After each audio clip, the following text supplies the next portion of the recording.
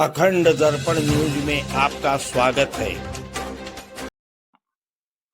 रामानंद सागर के राम यानी अरुण गोविल स्वामी राम भद्राचार्य के मंच पर पहुंचे। कथा मंच पर स्वामी जी ने उन्हें गले लगाया। उसके बाद उनसे एक परिसंवाद सुनाने के लिए कहा। रामायण का वह प्रसंग, राम रावण युद्ध के दौरान का, आगे वीडियो में अरुण को माइक दे रहा हूं। राम जी का एक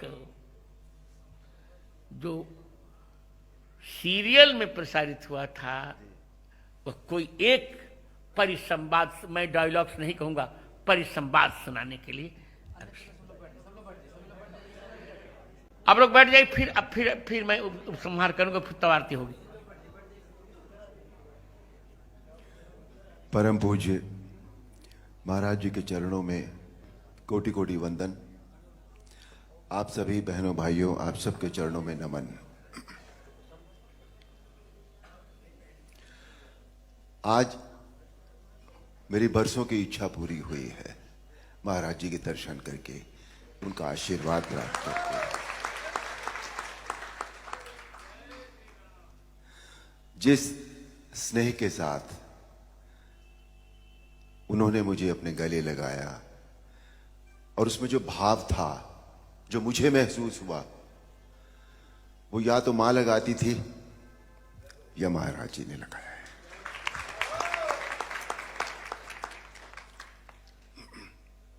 महाराज जी की आज्ञा हुई है रामायण का एक परिसंवाद सुनाने की।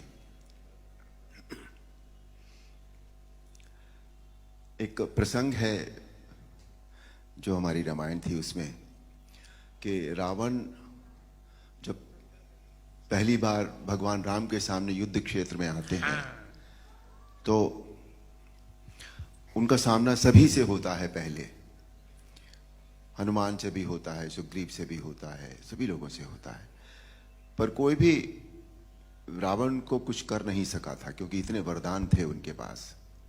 पर संध्या होते होते जब वो भगवान राम के सामने जा पहुंचे तो भगवान राम ने उनके रथ का पहिया, उनकी ध्वजा रथ की, उनकी खड़क, सभी कुछ तहस नहस कर दिया।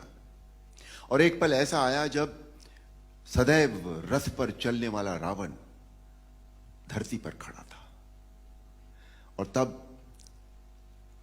भगवान राम ने उनसे जो कहा वो प्रस्तुत है। वाह रावण वाह, भगवान शिव के त्रिशूल की भांति प्रचंड वायुपुत्र हनुमान की मुष्टिका का प्रहार तुमने सह लिया। तुम सचमुच परम शक्तिशाली हो, परंतु कितने दुख की बात है कि तुमने अपनी ये शक्ति अधर्म के कार्यों में लगा दी और इस दुर्दशा को पहुंच गए। रावण, भक्त और ज्ञानी में अंतर होता है। भक्त चाहे मूर्ख हो परंतु हृदय का सच्चा और मन का सरल होता है, परंतु ज्ञानी तुम जैसा दुष्ट भी हो सकता है जिसे स्वर्ण लंका के राज सिंहासन पर बैठकर भी जीवन की अपूर्णता का कांटा चुभ रहा है। तुम्हारे जीवन में इस समय अशांति, चिंता और तड़प के अतिरिक्त और कुछ भी नहीं है। तुम्हारे जैसे हर दुराचारी को एक समय इस बात का आभास हो जाता है कि उसका अंत समय निकट आ गया है और तब वो एक घायल सांप की भांति अपनी सुरक्षा के बिल ढूंढता फिरता है, लेकिन उसे कहीं सुरक्षा नहीं मिलती। वही अवस्था इस समय तुम्हारी है। तुम्हारे पाप कर्मों के विष के प्रभाव ने तुम्हारे मन की शांति को जला दिया है और तुम उस पाप के विषैले कांटे की चुभन को छुपाने के लिए ऊंची ऊंची आवाज में बड़ी बड़ी डींगे मार रहे हो जिन्हें तुम्हारा अपना मन भी सच नहीं मानता। रावण, इसी का नाम है दुर्दशा। रावण, युद्ध जीतने के लिए धर्म और आध्यात्मिक शक्ति की आवश्यकता होती है। पाश्विक बल और अस्त्र शस्त्रों की गिनती से युद्ध नहीं जीते जाते। तुमने एक समय लक्ष्मण से कहा था कि तुम्हारे यहां कोई नीति न धर्म की नीति होती है, न युद्ध की नीति होती है, परंतु हमारे यहां युद्ध का भी एक धर्म होता है। हम निहत्थे शस्त्रहीन शत्रु पर कभी वार नहीं करते। यह है रघुवंशों की वीरता। तुम इस समय अपमानित अवस्था में, शस्त्रहीन अवस्था में केवल शत्रु की दया के कारण जीवित हो, इसी का नाम है दुर्दशा। अब जाओ,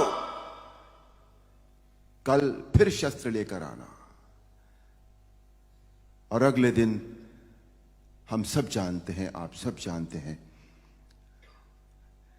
अन्याय पर न्याय की जीत हुई, अधर्म पर धर्म की जीत हुई, अनीति पर नीति की जीत हुई, और असत्य पर सत्य की जीत हुई। बोल सियापति रामचंद्र की जय। देश प्रदेश पूर्वांचल अवध की प्रमुख खबरों के लिए अखंड दर्पण न्यूज को लाइक व सब्सक्राइब करें। धन्यवाद।